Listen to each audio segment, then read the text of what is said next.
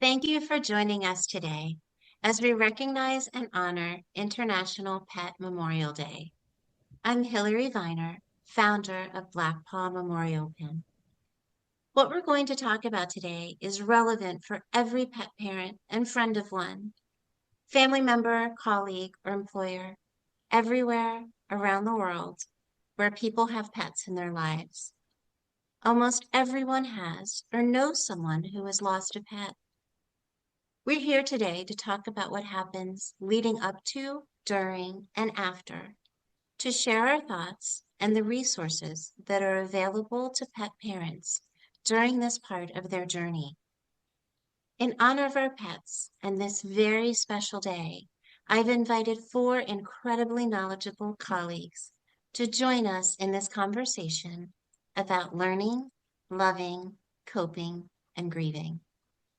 I'm honored to welcome and introduce Dr. Thomas Edling, Chief Veterinary Officer and Animal Ethicist of American Humane Society, Erica Sinner, author of Pets Are Family, CEO and founder of Directory, and the CEO of Tiny Superheroes, Adam Greenbaum, a serial entrepreneur, 2 times founder and CEO and founder of Love Baxter, and Jess Bryant, Community Director of Pet Loss Community.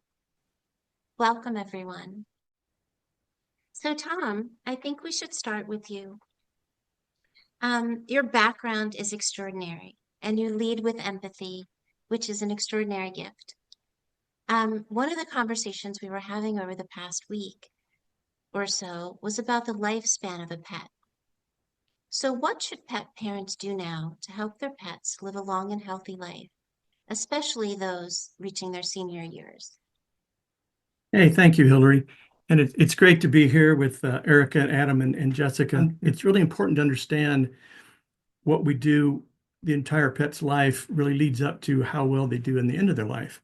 So preventative care is extraordinarily important. When I look at how we can help animals, especially at the end of life, develop a relationship with your veterinarian, find somebody you know and trust and you can have really good conversations with. Use them as a resource. They really want to be a resource. They're not just there to poke needles and to give you bad news or to, have you come in once a year for your vaccines. They really want to be there as a resource. So make sure you're feeding the best quality food you can. Make sure you're watching your pet daily. Watching it, this might sound a little strange, but watch their bowel movements. Watch what they eat. Watch how much they eat. Watch their behavior. Those things all tell you so much about your pet, and they're very important as you get toward the end of their life because those things will start to slowly change, and then you can read what's going on with your pet. So those are some of the things you can start with. And when you go in for your yearly vaccines or your yearly checkup, talk to your veterinarian, let them know what's going on. Use them as a resource, and just make sure that you're following all aspects of your pet's life. I like to tell people if you wake up in the morning, like I do with my dogs and my birds and my fish and everybody, they have things that they do every morning, or when I come home from the grocery store, they have different things that they do all the time. It's their behavior, it's normal. When that changes, that cues me there's something going on. And that's usually the first step of understanding if there's a problem. It might not be anything, but keep it in mind. Make sure you get thorough veterinary vaccines every year. Get good physical examinations, things like that. And when your dog or your cat usually gets around 5 to 7, depending on the breed. Of course, the smaller breeds live a little bit longer. The bigger ones aren't with us quite as long. With the mixed breeds, like most of mine, we're not quite sure how long they're going to live. Make sure that you're following them very closely. As they get older, be sure to get their blood work done every year. That will give you a really good indication what their kidneys and liver and things like that are going. Watch for their breathing patterns. Are they breathing more? Are they breathing less? Are they have labored breathing? Things like that. So just basic observations and use your vet as a resource. So being that we all know that you're an incredibly empathic person, and especially in the veterinary space, when the unavoidable or unthinkable happens, What are some insights that you might have in dealing with overwhelming anxiety or sudden trauma? That's so tough. And I've had to deal with a lot of this over my life and my career. And one thing I try to do is always make sure the person understands that it's okay to show your emotions. Please show your emotions. It's much better if you do. I've been involved in many cases, some of them, trauma they bring in and their dog has been hurt or the cat's been hurt. Very traumatic. We're trying to literally save their life. And also all the way to end of life where their animal has either some animals are just older and they start losing all their different capabilities, and some have things like cancer. We know that's very common. So anytime that's happening, just make sure again use your veterinarian as a resource. They can be your friend. Most of us become pretty good counselors at the end, because we do really love your animals. We love you and your animals. And the time comes that you think that your pet is no longer having a good life, have that conversation. Actually, you should have it before that time comes. Make sure that you have good open communications, talk about it. There are things like I just said before, behavioral changes will let you know when the time has come. Um, when your dog is not comfortable anymore, I always tell people, look in their eyes. They'll tell you. Your animal will tell you. Even animals that you don't think of that way, like lizards, they'll actually they'll talk to you. They'll tell you if you have a good relationship with them. So make sure you understand what's going on. Work with your veterinarian. Show your emotions. Be honest. Be truthful. Get a really good support group around you. You have a responsibility to your pet to make sure the end of their life is the best it can be. Um, Even when we're talking about end of life, the treatment for euthanasia, I really encourage people to be there, be in the room. The family can be there petting, talking, singing if they want to, doing whatever you want to do. Make sure that you're there. And I know it can be really difficult, but I really encourage it because you can see how it comforts your pet to be there. The last thing they should see and feel is you petting their head or you talking to them or um, your family with them because they're confused too. They don't know what's going on. But I always encourage that. I find that it's an honor for me to be able to do that. End of life is really important and give them some dignity, give people the understanding of what's going on, and just help them through. Yeah, and I know everyone here has had experience with that. I know there's a couple of different resources. I know Adam has been bringing together on Love Baxter. If you want to comment on any of that, or and Yeah. Eric has been through it. Well, Yeah, and Dr. Tom, I would say, I think you put that extremely well. Everyone on this call is a pet parent. We've all had to say goodbye to a pet. And I like what you said about having pet parents being willing to come to you and maybe say personal things because there's that line between pet parent and veterinarian, where as a pet parent we don't always know what to ask, and I, for veterinarians, it's the hardest job there is. Dr. well, that Tom, takes I us. have a Oh, sorry. Go question. ahead, Jess, please. Sorry, Hillary. I Mhm. have a question kind of in follow-up to what Adam mentioned with the discomfort people experience. Maybe they aren't comfortable bringing up tough topics, and one of those tough topics is death and dying. Most people are not comfortable talking about that. So I was curious about at what point does a veterinarian have that discussion with a pet parent? Is it happening early so they can prepare across the lifespan, or do those conversations come up later? Generally speaking, and I can only speak for myself and people I've worked with. We don't talk about it a lot early in life because we don't want to, bring down the mood, so to speak, when you have a puppy or a dog that's healthy and running around. But when they start getting older, then we start talking about, and it's kind of subtle, but we'll say, hey, once you come in, we need to come in once a year and do blood work to see how things are going.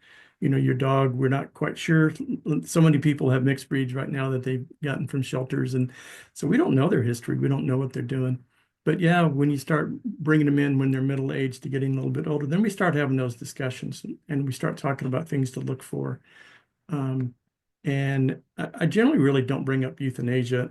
That's not something I do, but I do bring up that they're getting older and we need to watch these signs and we need to help them have the best life possible toward the end of their life. and we're not quite sure when that's going to happen with most breeds. But we start talking about it early. Yes. Dr. Tom, I just want to say thank you for saying you want to hear from pet parents. I know for myself and my husband, we have 4 dogs. They are our kids, and we Yeah. kind of feel like we're a lot when we go to our vet, and we're always saying, we want to see you and we want you to keep up with all of the things. And we talk about all of it. And we always wonder, gosh, were we too much? So it means a lot to hear you say, like, you know your pet best. I also really love that you just outlined what you do in the euthanasia process. In human beings and society, we plan our funerals ahead of time. We have things that we do plan ahead of time. And if we could start to normalize that for our animals, I wish for my Kingston we would have done that so it wasn't the week of that we were finding out the terrible news, that everything became a shock versus really knowing, okay, this is what happens, and thinking about, do we go in or do we do it at home? You feel more power in having choice. And so I really appreciate you opening the conversation. Thank you for all of that information and for everyone jumping in. This is a great group of people that are really deeply devoted to their pets and treat them like family, which takes me to Erica, since you did write a book called Pets Are Family, driven by the loss of your beloved Kingston, who you just mentioned. And I know Adam and I were both inspired by, our business endeavors by the loss of a pet. I just was wondering with you, if you could kind of lead us into why do you think so many people consider pets to be their family? Absolutely. The love between us and our animals is real because the bond is really real. Pets provide unconditional love, companionship, emotional support. They often really become central to our daily lives and even part of our identity. I call myself a dog mom. And the bond is powerful. It shapes our choices from our spending habits to even our career decisions. Dr. Tom was talking about earlier about, can you give the pills 3 times a day? But some people even choose where they live. Can they get home and let their dog out? That's really powerful. And I think as a society, we're also comfortable in sharing the cute photos when we have our puppies and our kittens and as they grow up and the cute things that we do. But we're not so comfortable talking about when we actually need more love for ourselves because we're grieving when our animals pass. And so that's why I wrote my book. As an employer, I was able to take time off when I lost Kingston, and it was critical for me to have that time off. And so I felt a real responsibility to inspire other employers to incorporate compassionate policies like pet bereavement leave. The truth is today, there's more than 65 million US households who have dogs, cats, animals. They consider them part of their family, and that's often overlooked in corporate America or in societal spaces. Um, and so I think that the thing I see is that traditional workplace policies just really haven't evolved to reflect modern families, which include pets as part of their families. And that leaves a really big gap for millions of employees across the country. And so I think having a policy like pet bereavement leave can do a few things for employers. And I think that's why employers, I hope, are listening. There's real grief in losing your animal, and it's backed by psychology, it's backed by research. The CDC reports unmanaged grief in the workplace cost American companies $226 billion every single year. And so, if a company can incorporate a compassionate policy, which research also shows, when you do have a policy like this, it came out of San Jose University, said that companies who have compassionate policies have higher retention rates and happier employees, which is really good news for employers because that helps the bottom line. And it's a really beautiful opportunity as an employer to support someone in something that doesn't happen so often, but it's a really meaningful part of their journey and a part of their family. Totally understand that. I mean, I went through it. We've all gone through it where we've had to make, a lot of choices to Yeah. take care of our pets too, because they are our family. So when you have a pet and you're their primary caregiver, it's, we're not making it equal to a human, but it's the same exercise, right? You have to go to the vet, you have to be there, you have to be responsible for their care. And it's really difficult to do that when you have, without any recognition from your workplace. Yeah, even acknowledgement. I think acknowledgement that you're going through a hard time. I know there's been employers I've spoken to where they can't offer a full day of bereavement or they can't offer a couple of days. It's a different type of workplace. And I just talk about put your empathy hat on, check in on your employees, give them a chance to walk around the shop or take a moment outside or provide them something that just says, we know you're going through a hard time. What can we reprioritize for you? Or how can we help you get through this time? It's just recognizing that they lost a member of their family who is literally with them all of the time, right? Like, I mean, some of our animals sleep in our bed. I know ours do, and I don't know how you get any closer than that. So the Yeah. bond is really real. Yeah. I mean, that's, you know, part of the catalyst for it is the catalyst for developing the Black Paw Memorial Pen is that my mom's dog, it was inspired by my mother losing her dog after having him by her side for 15 years. Yeah. And when you watch someone walk around with that kind of grief, everyone's saying, what's going on with that person?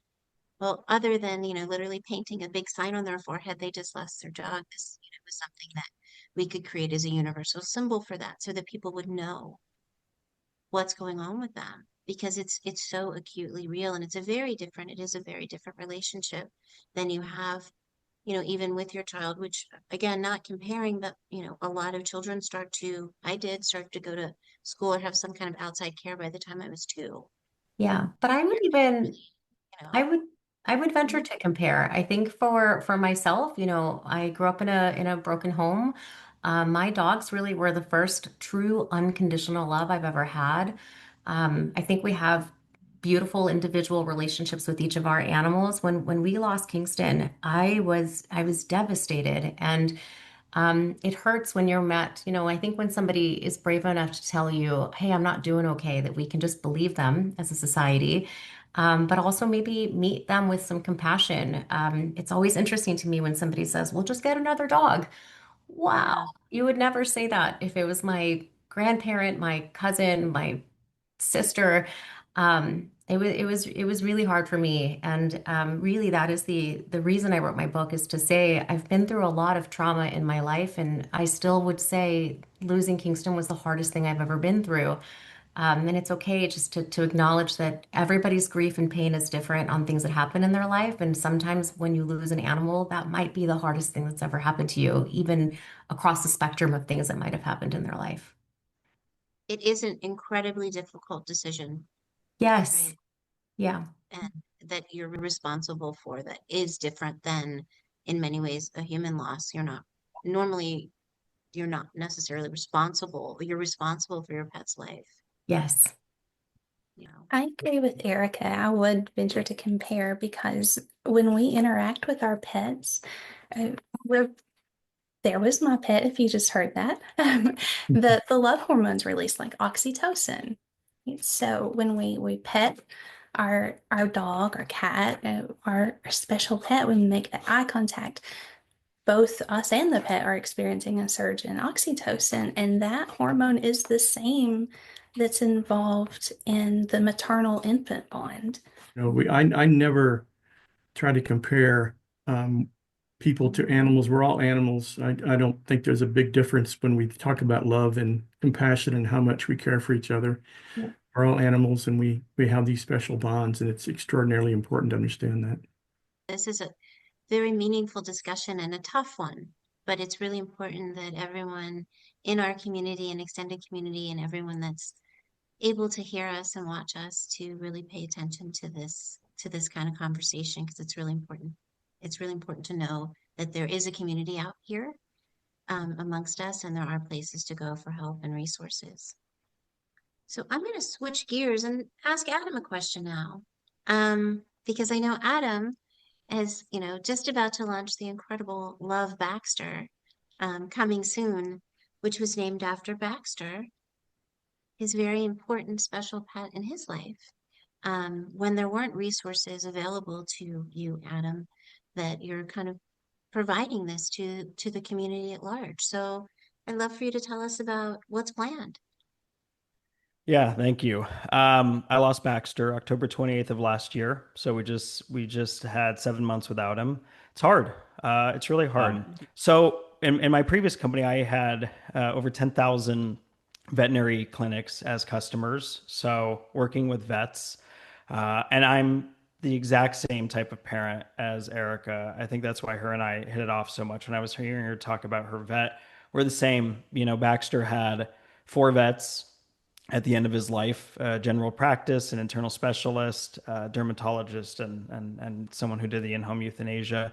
My 15-year-old has the same 3 vets, minus the in-home euthanasia, and hopefully that doesn't happen for a long time. But yeah, you know, he was the love of my life. He was my best friend. My wife and I don't have human kids. Today we have 2 dogs and a cat, and we're still trying to get over Baxter. And I felt, as someone who has had a successful life and someone who did know every veterinarian on earth and can send x-rays and blood work and tests and do all these things, the like Erica, it felt odd to me that the final 72 hours of Baxter's life were filled with so many questions and so much franticness and so much indecisiveness. And this is with 3 different veterinarians who went above and beyond to take good care of him, went above and beyond to diagnose and communicate with us. And when I look back on the situations, and obviously when a pet passes away, you go through the normal stages of grief.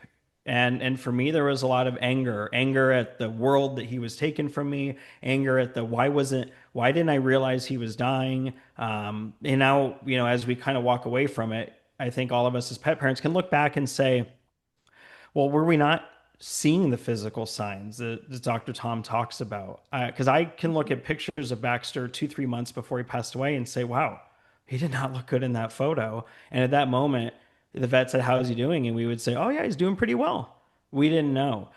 So, you know, the reason I decided to leave my company and start Love Baxter is because a lot of the things I just said come from a place of privilege, right? I mean, I worked hard, I have a good life, but I have access to vets, I have access to knowledge, I have access to the internet, I have access to all these things.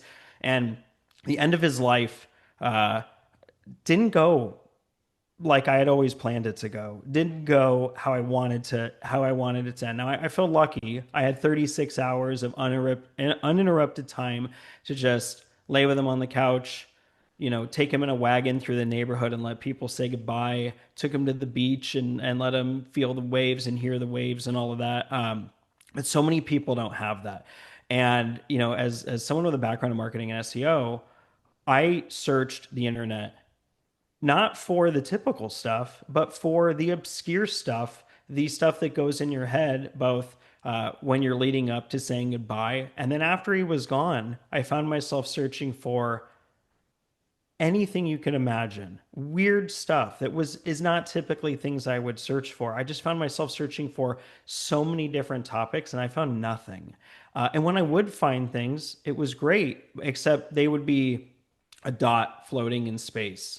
And they weren't tied to a specific resource. They weren't tied to a specific channel that could potentially help me. It was just kind of like a blog post on a site. And I'm building Love Baxter to kind of connect all the dots because, you know, my work in veterinary medicine, I obviously understand the role that veterinarians play in our pet's entire life, including the end of their life. But I also believe that the burden should not always be put on the veterinarian. You know, like Dr. Tom and I were talking yesterday, a lot of people feel that a veterinarian is the gatekeeper to death, which is true, that they probably will make the final decision for 95% of people's lives because that's who we trust to advise us on our pet's health.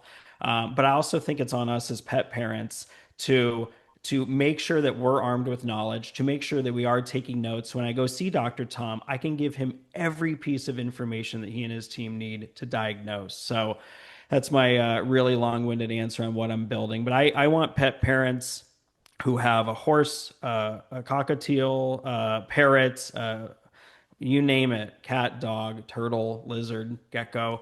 I want them to be able to search for anything that pops in their head and get the information and then get what comes next. If you're searching for having dark thoughts, I want you to be able to sign up for group support or one-on-one support immediately. If you had a family member whose pet passed away, I want you to be able to know what to say and what not to say.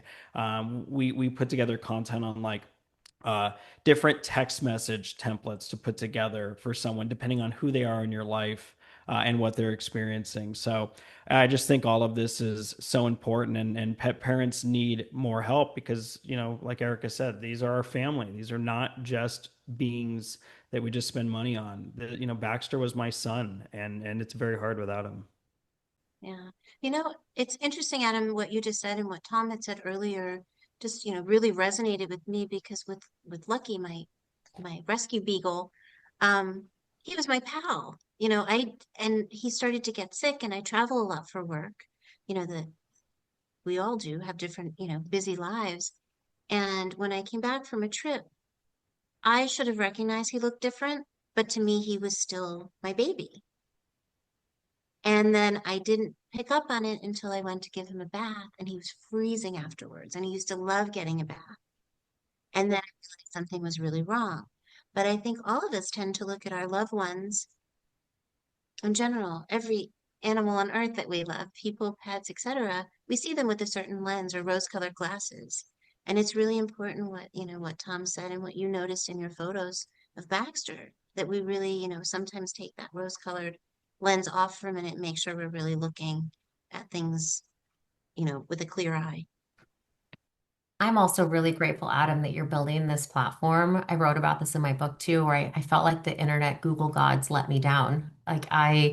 In in our society, we have funerals, we have obituaries, we do the meal trains, we have all of these things that happen when we lose a family member. But when you lose an animal, people don't really know what to say. And do they send flowers? Do they send a text? Do they bring it up? Do they not say anything at all? Or are they of the belief that you could just get another one? You don't know what you're going to be met with, but when Kingston, when he passed, I was trying to figure out, like, do I read a prayer beforehand? I don't know what rituals I could create. Who do I reach out to? There isn't a place that has how to make it easier. And so the types of things that you're having on your site, we were lucky enough that our friends and family knew our dogs or our kids. So we did get things in the mail and it helped tremendously. And I just can't imagine having to go through it alone, that type of grief. And so it's just really beautiful what you're building. So thank you. Yeah. Well, So from the vet side, Adam, what you're doing is fabulous. It's one of those things that sometimes we've done everything we could. We help the people go through the process. We help them with the end of life.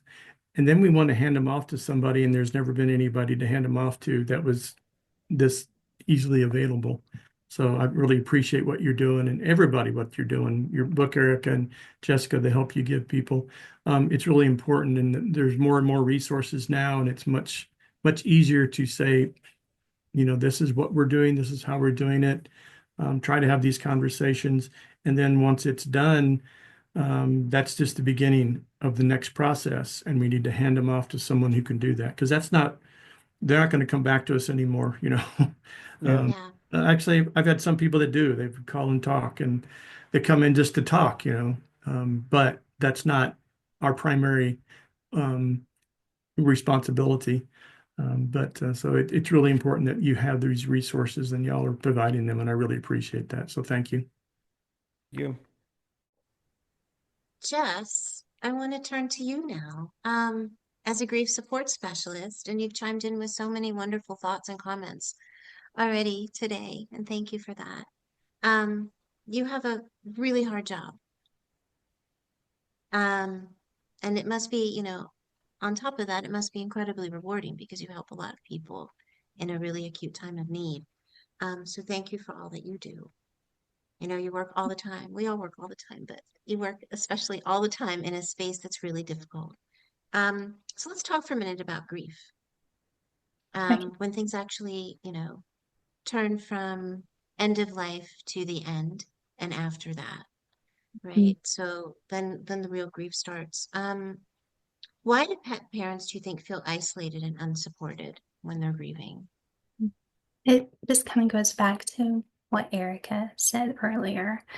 The societal standards are just not there.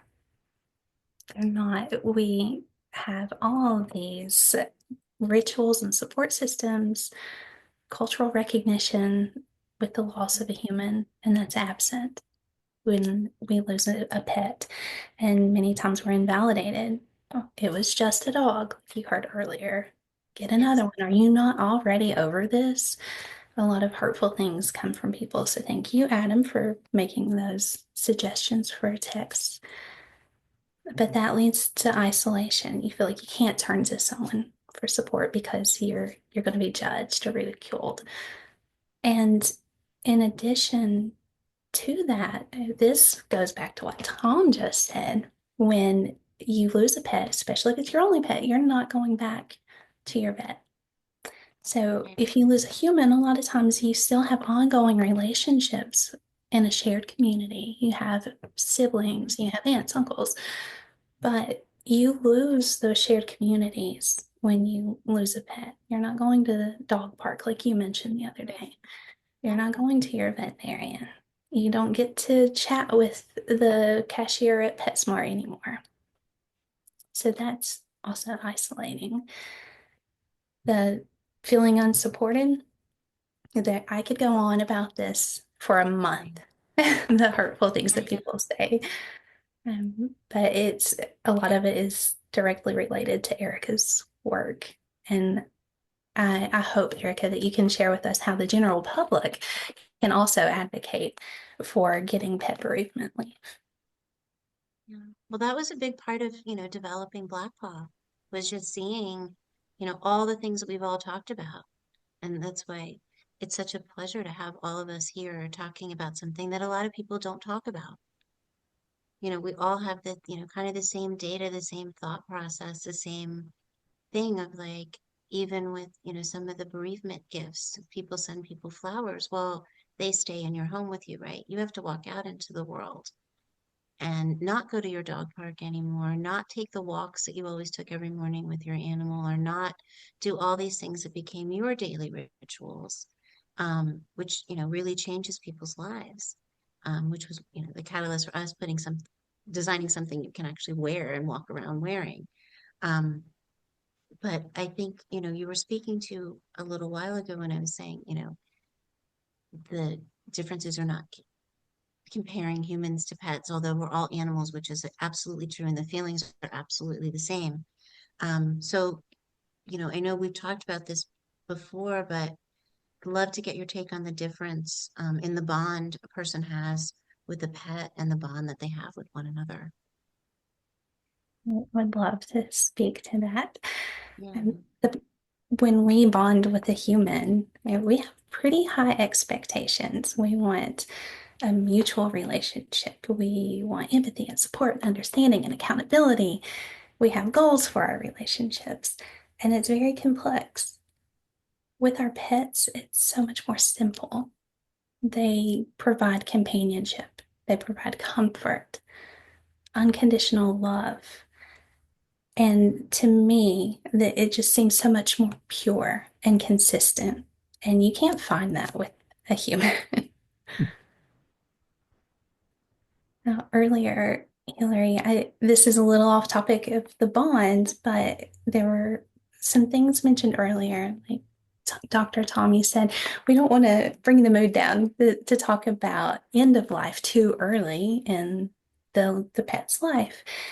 And Erica mentioned how challenging it is to make decisions during an emotional time. And I know Adam and I have also had a conversation about this. We've spoken about how societal standards are not there for pets. How do we change that? And that's talking about it.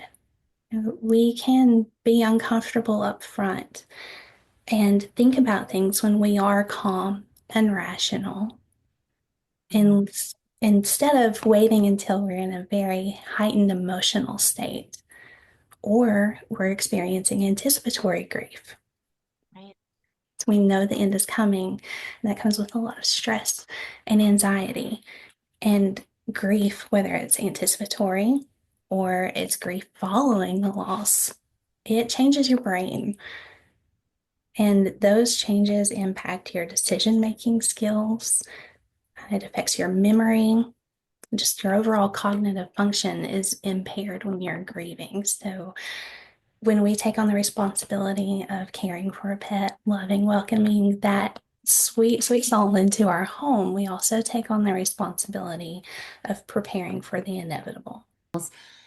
This conversation can feel heavy, and you might wonder, well, gosh, is it worth it? And I think if you ask all pet parents, you're like, yes, like I loved my time with Kingston and he brought so much joy to my life. And he taught me so much about my own, the unconditional love makes you feel loved. And I just thank you, Jessica, for what you do because I do think through therapy, through pet loss support groups, it can help all of us pet parents then open our hearts to allowing for another animal into our life and going back into the social circles that we were in and going back to our veterinarian. And, it took us a year to get a puppy after Kingston. And gosh, he's the light of our lives. He's running around. He's a crazy little man. And you see me smiling about him. And it's because they do hold such special places in our hearts. And I think if we could you can't normalize something unless you talk about it. And so I'm just so honored to be here having this conversation to say if we could just figure out how to put societal structures in place to help us through the grieving process, and we can continue to have all of this joy and unapologetically love our animals. It's really special. And one thing, Jessica, you had just said, how do you advocate in your own workplace? I have on my own website that'll be linked in the show notes. I'm also working with Adam to figure out how do we get our resources on Love Baxter, so it's really all in one place. But I have questions to ask HR, emails you can send them. I've met with other HR specialists in different parts of corporate America of how do you start the conversation and what does the policy actually look like to just incorporate pet bereavement into your bereavement policies. But it really is just a conversation, and it's a chance for employers to. People say corporate culture is hard, but I think if we can just recognize we're all human beings and these are all part of our families, it's a start. Yeah. Well, I wanted to thank everyone for joining me today on this adventure. I know we pulled this together in like a week. So I think it's amazing that we have so much to contribute, and we could go on into this conversation for probably days on end. And it's just been a pleasure talking with all of you from all of your points of view. Um, and, I just really hope that everyone who has tuned in to listen to us and hear what we've had to say has gotten some help or some advice or some really valuable information in some way. So I wanted to thank Adam, Erica, Jess, and Tom, and especially to Tracy, who's behind the scenes, not on camera. Tracy Jones from the extraordinary team at American Humane Society, who has been with us every step of the way since we cooked up this idea. And it's gone on to rapid fire, getting it all prepared. So thank you, Tracy. And thank you to everyone who is still with us and joined us today. We're going to have lots of information in this presentation that you can click on and get about each of our entities. So to learn more about American Humane Society, the Black Paw Memorial Pin, Love Baxter, Pets or Family, and Pet Loss Community, please just reach out to us. You'll be able to find out how to get in touch with us at the end of the presentation and throughout. And just reach out, and we look forward to hearing from you. And we wish you all peace. Until soon.